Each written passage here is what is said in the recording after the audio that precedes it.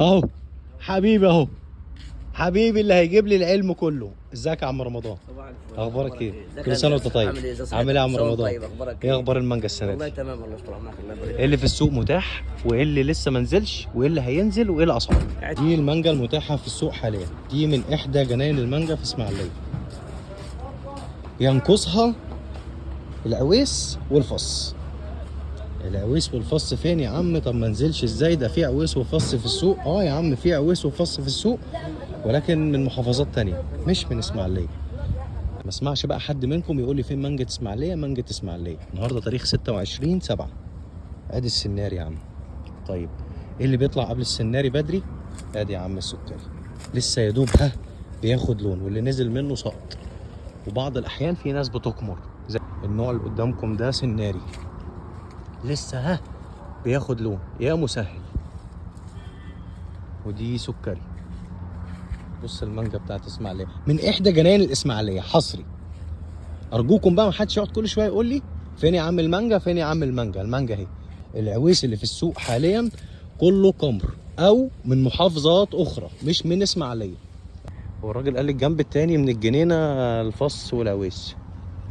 خلونا بس ناخد جوله. اللهم صل على النبي، ما شاء الله تبارك الله. سكري. دي نعومي. يا سلام، هي مالها مديه على كيت كده ليه؟ اعتبر كله نزل، بس الاغلبيه السكري اللوكس الابيض والزبده والسكري الاخضر والاصناف الثانيه.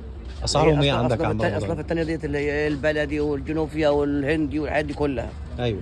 هو ناقص بس على الايه النوع الممتاز بس الاناناس، هو بس المستوى والانواع الاجنبيه. والعويس والفص؟ لا العويسي نزل، بس نزل لسه ايه بسيط، لسه بقول يا هادي بسيط.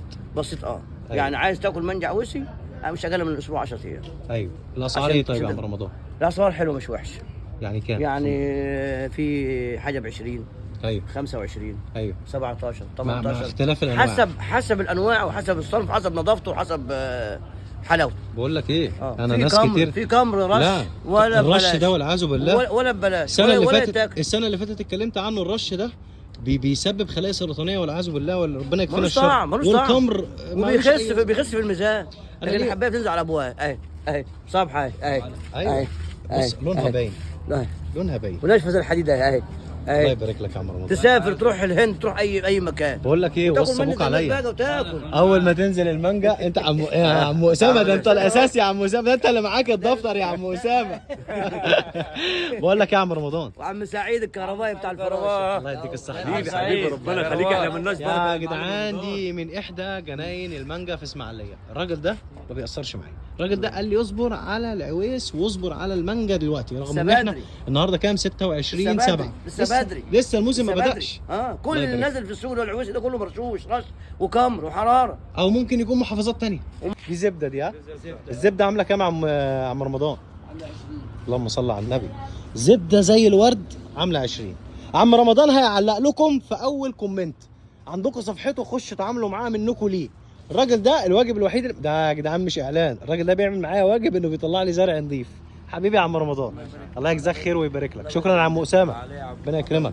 محمد انت متابعني على الكوت اوعى وصفوك عليا. السلام عليكم. السلام عليكم يا عم رمضان.